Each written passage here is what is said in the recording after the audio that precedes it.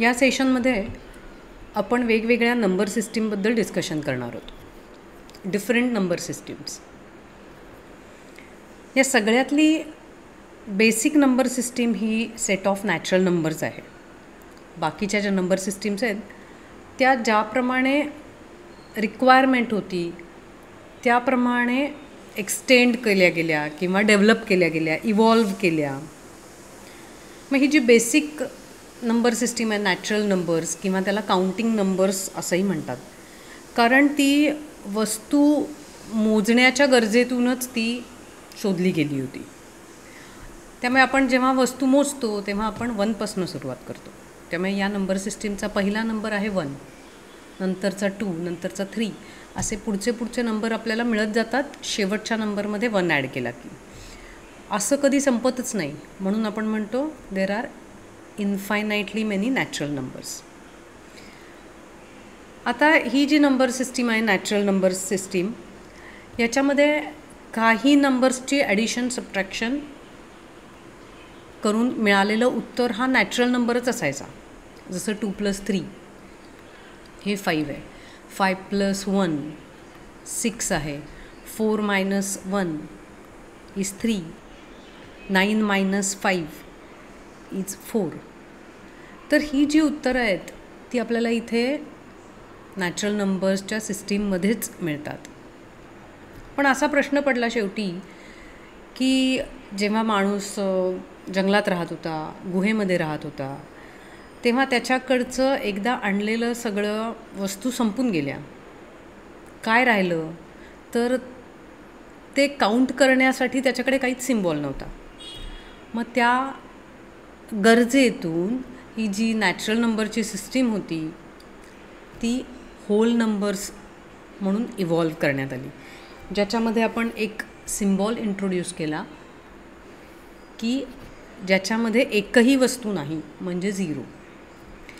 मग आता हा 0 इंट्रोड्यूस केल्यामुळे subtraction of number with itself हे उत्तर आपल्याला फाईंड करता येऊ लागलं. 10 - 10 is 0, किंवा एखाद्या वस्तूमधनं 0 सबट्रॅक्ट केले तर तेच राहतं. एखाद्या नंबरमध्ये 0 ॲड केले we get the same number.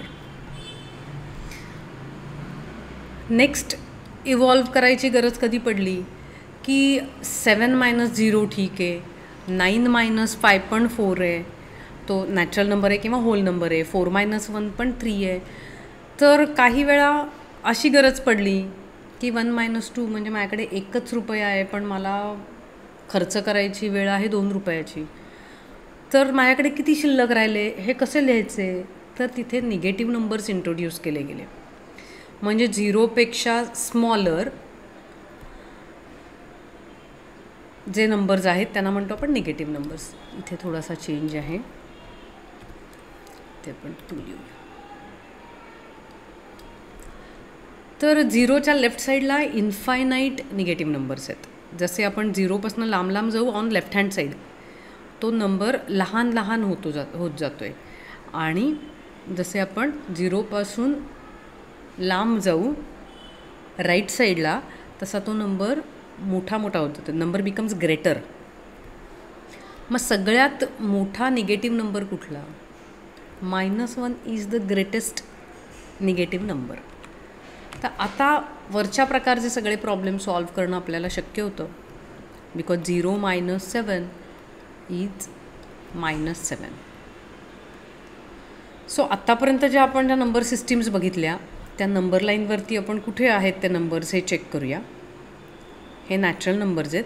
1पासून infinite, arrow म्हणजे ती नंबर लाईन एक्सटेंड करू शकतो आपण. सो हे झाले नॅचरल नंबर्स.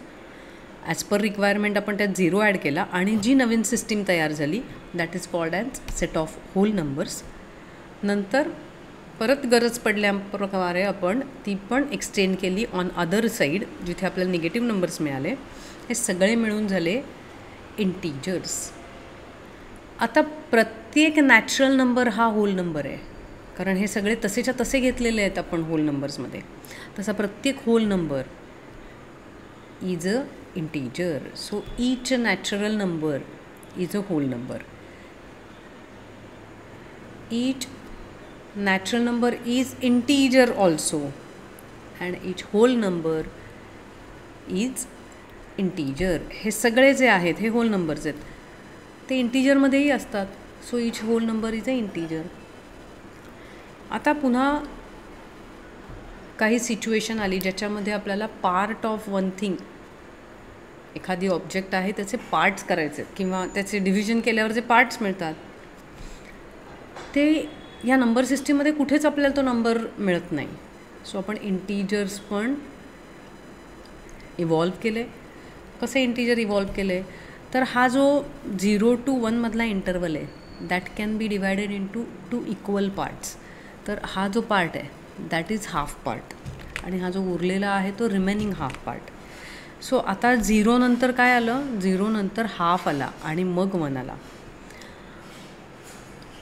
हे इंटरवल फक्त 2 पार्ट्समध्येच डिवाईड केलं पाहिजे असं नाही. It can be divided into 3 parts, 4 parts, 10 parts, 100 parts, 1000 parts. पण मग प्रत्येक वेळी 0 नंतर येणारा नंबर चेंज होतो आहे बघा. इथे 0 होता, याच्यानंतर आला 1/3, मग आला 2/3, हा आला 1.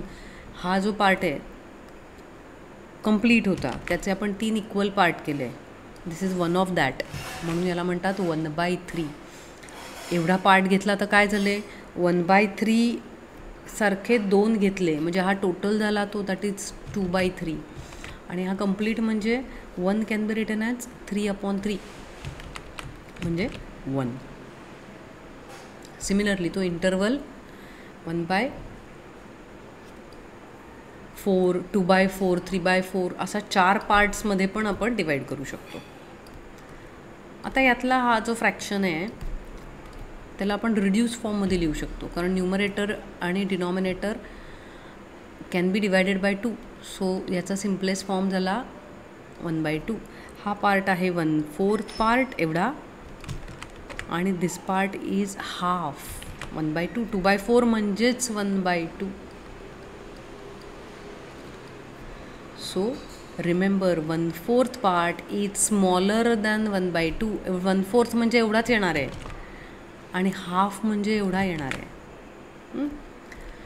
सो आता ह्या डायग्रॅममध्ये जसे पार्ट्स दिसत आहेत त्याच्याप्रमाणे इथे आहे 0, 1/4, 2/4 म्हणजेच 1/2, 3/4 आणि 1.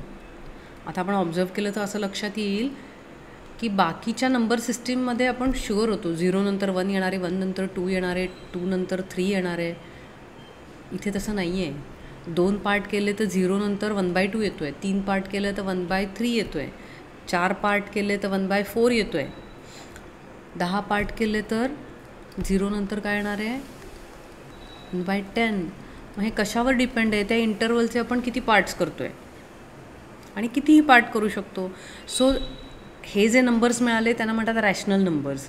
आणि रॅशनल नंबर हे बाकीच्या नंबर्सप्रमाणे लिस्ट फॉर्ममध्ये लिहित नाहीत, अशा फॉर्ममध्ये लिहित नाहीत, कारण इथे आपण शुअर नाही कुठला फ्रॅक्शन हा दुसऱ्या फ्रॅक्शनच्या नंतर येईल. ह्या इंटरवलमध्ये अजून इन्फायनाईट रॅशनल नंबर असू शकतात. सो रॅशनल नंबर्सची जी सिस्टीम आहे किंवा नंबर्स आहेत ते लिस्ट फॉर्ममध्ये नाही लिहित, ते डेफिनेशन फॉर्ममध्ये किंवा एक त्याला कंडिशन दिली जाते. त्या कंडिशनप्रमाणे तो नंबर लिहिता येत असेल तर त्याला रॅशनल नंबर म्हणतात. कुठली आहे ती condition, if a number is written in this form P/Q म्हणजे न्यूमरेटर डिनॉमिनेटरमध्ये. पण कंडिशन काय आहे, हे दोन्ही इंटीजर असले पाहिजे. And number in denominator must be other than 0, तो 0 असला नाही पाहिजे.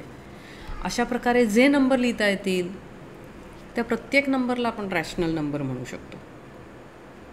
सो आपण कुठले कुठले नंबर सिस्टीम बघितल्या, नॅचरल नंबर्स, याच्यामध्ये ॲड केला 0. ह्या सगळ्यामध्ये इन्फायनाईट नंबर्स आहेत. याच्यात 0 ॲड केला तर ती झाली होल नंबर्सची सिस्टीम. याच्यामध्ये निगेटिव्ह नंबर्स ॲड केले तर हे झाले इंटीजर्स. इथे या इंटरवलमधले नंबर्स कन्सिडर केले तर त्याला म्हणतात रॅशनल नंबर्स.